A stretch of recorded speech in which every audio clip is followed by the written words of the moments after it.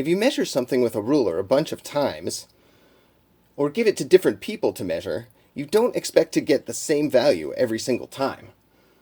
So, what's the real value? Well, there kind of isn't one.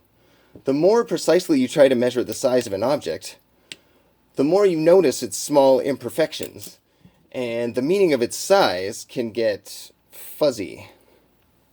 But measurements do tend to cluster. If you make a bunch of measurements of something and graph how often you get each value, you usually get a graph that looks like this. This type of graph is called a histogram, and its shape is called the normal distribution, which you might also have heard of as a bell curve. The big bump in the middle is the value the measurements tend to cluster around.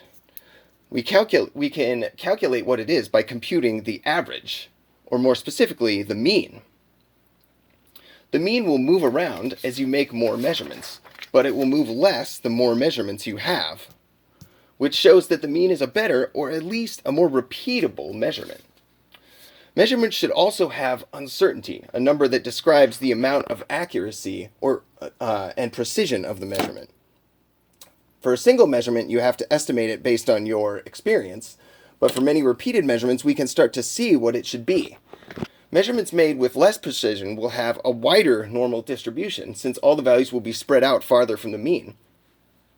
Imagine finding the distance of each measurement from the mean and taking the average of those distances.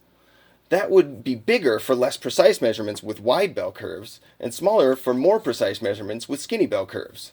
A formula that calculates this for us is called the standard deviation of the mean. It gives a value that corresponds to the width of the measurement's normal distribution and is often used as a way of calculating uncertainty in a measurement.